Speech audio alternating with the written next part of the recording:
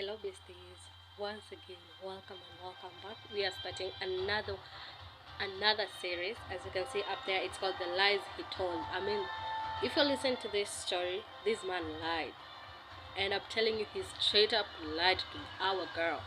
So we're gonna go ahead and listen to what she has to say. She's telling about an experience with a man that pretty much lied about his entire life. I mean, we are talking legion type of lies right here. After we finish with Vesatisa, we found another series, and we're gonna go ahead and listen to this series about her experience with this man who lied to her. And you're gonna tell me what you think down there in the comment section. Once again, don't forget to hit that subscribe button and share the video, share with all your besties, and let them get a piece of the tea. Part 14, the lies he told. So he comes back and we regroup. We resume our lie. We get into another little spat because I found some stuff in his phone. Remember I told y'all previously about Erica. When he came back home, I looked through his phone. Most women look through messages. Most people look through pictures. Some people look through browser history. I look at bank statements. I look at Cash App. I look at Zelle. I look at all this shit. So I went through his Cash App. And Erica was named Erica in his phone. Picture was there and everything. The woman that he told me was a stalker bitch. She had requested a $40 Cash App, and the reason for the Cash App was wasted gas. This was on one of the nights that he claimed that he was staying in the Regency Inn. On top of that, I found messages with them, and she was saying, why you didn't answer the phone? What the fuck you doing? You want me to come or not? So it was obvious at this point that he was cheating on me. I confronted him about it. I said, why was she requesting $40 for gas, for wasted gas? I said, where was she coming to? He said, I told you that bitch crazy.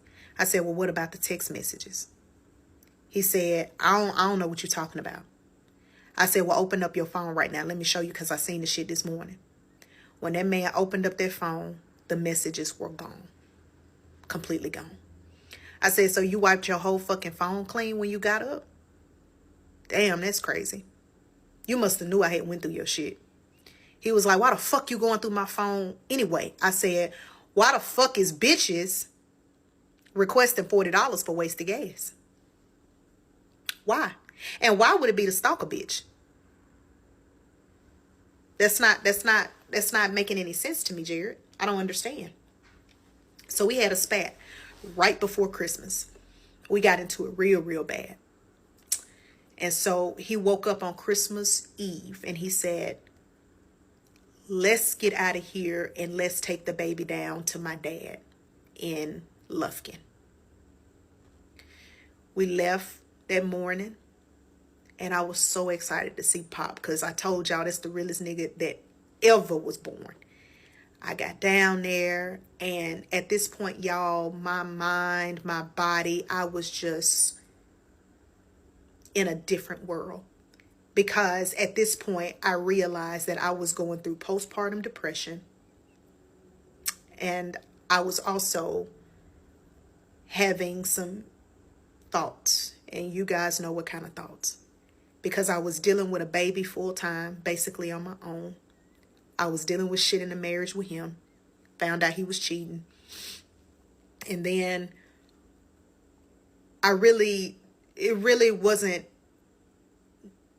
nothing that I could do to wrap my head around how the hell I got here so fast. Because I'm telling y'all, I did the dumbest shit in the world. All of this shit, now that I'm replaying this back and telling y'all my story, this is some shit that you see and that you look at the next woman and be like, girl, I'm so glad that ain't me. But it was me. And it hurt, man. Because all of this could have been prevented if I didn't even call that damn place back. It's my fault. It's my fault. So we go down there to his dad, and you know, his dad is so happy. We got pictures of him holding the baby. And he's so sweet. He's so sweet. And so we stay down there. And we get a hotel and everything. And we stay down there with them. We come back. He goes back to work. Things happen like usual. On December 30th, this definitely ain't gonna look too good for me. On December 30th, I went to Don McGill Toyota in Katy. He had been driving my 2018 RAV4 so much back and forth to Sugar Land. I noticed that when he would put a vehicle, whether it was mine or his, in reverse, before it would stop rolling back, he would hike it and drive. So therefore, you know, it would, you know, it's like a bounce thing. I know that that's bad for your car. I don't know nothing about cars, but I know that's pretty bad for your car. So it felt like my truck started missing all of a sudden. So I told him, I said, hey, I'm finna go. Me and the baby, we're going down to, we're going to go down to Don McGill, and I'm going to see if I can get another truck. He said, okay. All right, let me know, babe. He was at work, or allegedly at work. I go down to Don McGill. I'm down there 4 hours tops. I come out with a brand new 2021 Toyota RAV4. Beautiful. I get home, park it in the garage. I said, babe, I got a new truck. You know, life was, at that point, in my opinion, my life was going okay. It wasn't the greatest, but it was okay. I had my husband, half of a husband. I had a new truck. I had a new baby. You know, my oldest was on point. Like, you know, everything was everything. He's still paying bills, y'all. Still paying the bills. So he comes home and he was like, babe, I'm so glad you got a new vehicle. He said, because to be honest with you, my shit is on this last leg. Now, he had a 2018, maybe, Nissan Altima. It might not even been an 18. It might have been like a 16 or 17. It was older. I remember it. It smelled like weed because he smoked. You know, it was pretty raggedy because he got it from Shabana Motors. And so I said, how about you go to work tomorrow, and I'm gonna go back down to Don McGill. He said, okay. So I go back down to Don McGill and I said, hey, my husband need a vehicle. They said, okay, what kind of vehicle does he have? I said, he has a 20 whatever Toyota Nissan Altima. I said, he said, well, you know, can he bring it in? So he brings it in. He worked at morning shift, so he brought it in.